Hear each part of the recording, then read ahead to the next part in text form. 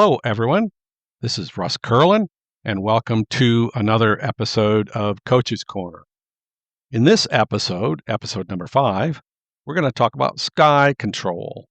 I'd actually wanted to touch on this in the previous episode where we discussed contrast, but there really wasn't enough time to do this subject justice, so we decided to give it its own episode. We're going to talk about how to manage daytime skies in black and white photography. All right, so why do I say daytime? Well, nighttime or evening skies have some unique quirks and nuances, so we're just going to stay focused on daytime skies.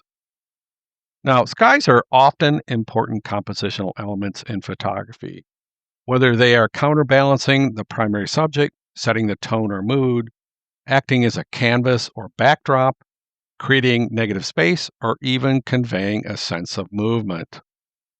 But unfortunately, in my opinion, too often skies are ignored or not effectively managed. This is true in the case of color photography, but I think it's particularly true in black and white photography, where we don't have the benefit of colors to help make the sky interesting and impactful. So the result can be bland, boring, and even potentially distracting skies that negatively impact the overall quality and appearance of the image.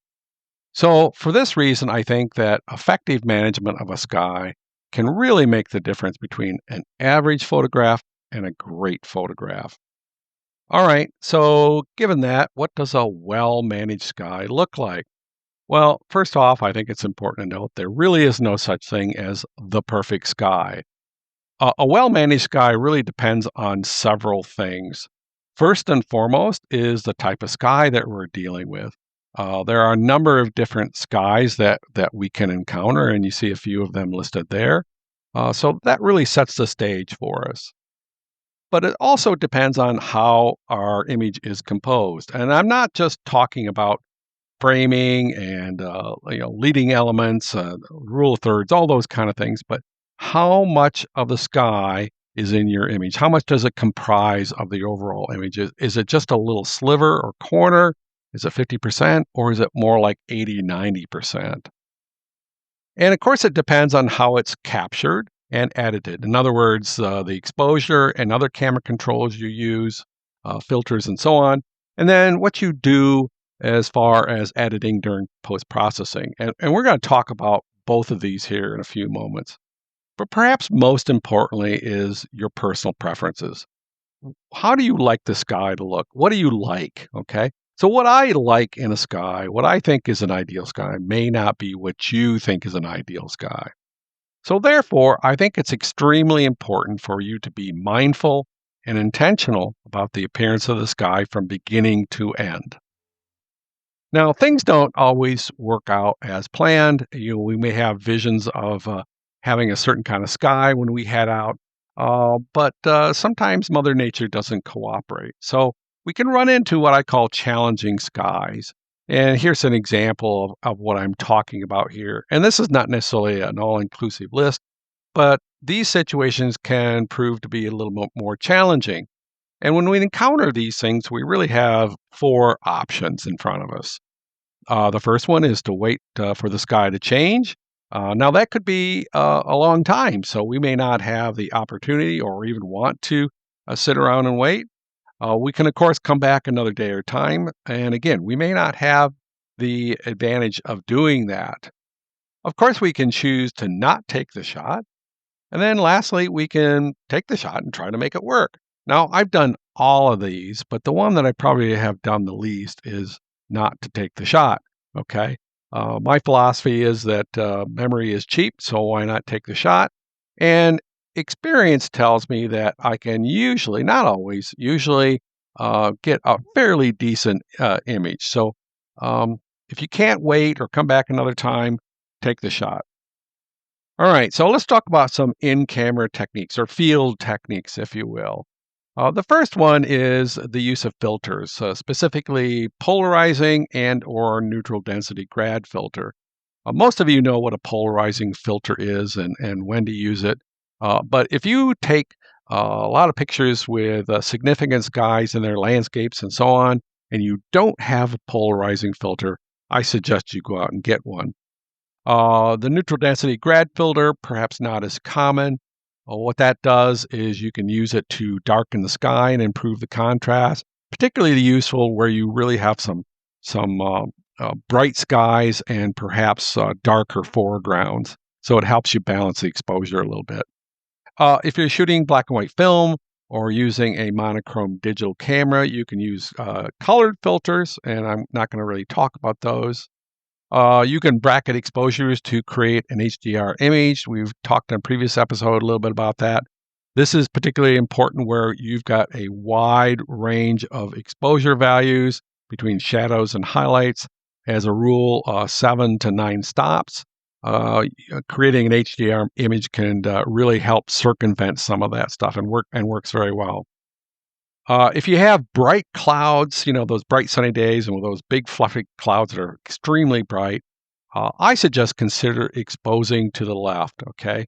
Many people espouse exposing to the right, but my experience is, at least with my camera, it's much easier to recover detail in the shadows than it is to get any kind of detail and structure from highlights that are blown out. So I tend to expose to the left where I have those really bright situations. Another option is to set your spot meter and meter on midtones, middle grays, 18% gray if you're familiar with the zone system, and that can help get a little bit better balance of your exposures. And then, of course, last, if it's an option to you, change the composition to minimize or even eliminate the sky. All right, so those are some things you can do in camera. I did want to mention, though, about the special effect, the streaky cloud effect. This can be really fun. You see some examples here on the right that I've done. They look really cool, I think. It takes a little bit of work and a little bit of patience. I don't always have that patience. But when you do it, you can get some really impactful images. I'm not going to spend a lot of time here, but you can see some of the suggested parameters there on the left. These are not cast in concrete, but generally speaking, these things work pretty well. All right, let's talk about editing, post-processing techniques. What are some things you can do? Well, of course, our global controls, exposure, contrast, highlight, shadows. We talked about use of the tone curve in a previous episode, very effective. And we can also use dehaze, what is called in Lightroom, maybe called something different in your software. Now, to keep in mind that these two things affect the overall image, unless you're using a sky or some other type of mask, which I highly recommend. So in those cases, you can apply those controls just to the sky region. And then I'll actually demonstrate that when we flip over to Lightroom. Of course, you can desaturate the blues. This works well if you have really saturated blue skies, with some nice clouds. We kind of talked about that, doing that in the color mixing in a previous episode. You can replace with a different sky. That's a bit controversial. I'm not going to get into that. I've tried it. It's not my thing, but if you want to do that, that's perfectly fine. I'm not going to tell you not to. There are other advanced editing tools I know in Photoshop, for example, and another software. You can do a lot of things to edit the sky. And again, perhaps a bit controversial. Now, a couple tips I'll give you as well is I have found, particularly if you're using dehaze and a lot of dehaze, you can get some really weird artifacts and contrast and edges and stuff in the sky region around clouds and so on. So very often I will reduce the sharpness and or the micro contrast, which is called clarity in Lightroom in the sky areas. And again, this works well if you are using some kind of sky or other mask. And then a lot of times the noise will be very apparent in the sky regions as well. So increasing noise reduction in the sky areas or denoise the entire image can really help as well. So just a couple tips for you to consider. All right, so let's jump over into Lightroom to demonstrate a couple of these things. All right, here we are in Lightroom. This is a photograph that I took just outside of Badlands National Park. And though while it's still in color, actually the sky is pretty good. It's fairly dramatic. I like how the clouds seem to converge towards that little abandoned house there in the center left. But let's go ahead and convert that to black and white, which I'm going to do. And the first thing I'm going to do, I'm not going to touch any of the global controls or anything yet. I'm going to create a sky mask. So I'm going to click on the masking button here in Lightroom. And those of you not familiar with Lightroom, there's a little sky mask option, and it uses AI to automatically detect the sky. And 99% of the time, it does a pretty good job there. You can see what it's done. Now, you can do this manually in Photoshop and other applications, but Lightroom has made it very, very easy. Okay, so the first thing I'm going to do, which is what I usually do, is go down to dehaze, and I'm going to take that slider over quite a bit. And you can see what happens is two things. First off, it darkens the blue areas, but it really darkens up some of these kind of storm clouds here quite a bit. Just really increases the dramatic nature of those clouds. Really cool. I'm not going to touch clarity other than maybe I might bump it down a little bit, like I said, to kind of soften some of the edges a little bit. And then I talked about too, decreasing the sharpness and increasing the noise reduction just a bit, but not bad. Now, sometimes what I'll do too here, it's not so much the case in this example, but occasionally I'll bring down the highlights, and you'll see what happens here. It actually darkens up some of those clouds a little bit, makes them even a little more dramatic. All right, so that looks pretty good. Now, the other thing I like about Lightroom here is I can go up here and select duplicate and invert mask. Now, while this doesn't have anything to do with skies, it's usually part of my workflow. So what it does is it picks everything other than the sky. So now I can apply things like clarity. I can bring up the shadows a little bit, which the house is a little too dark. I could do stuff like that. So that looks pretty good. So now I'm going to go back to the global controls. I'm actually going to go down to the black and white mix or color mixing. I'm going to take that blue slider down a little more. I'm going to darken up that blue even more. Maybe bring up some of the yellow in the foreground. Maybe a little green. And it's probably not a whole lot of green. Some in the trees there.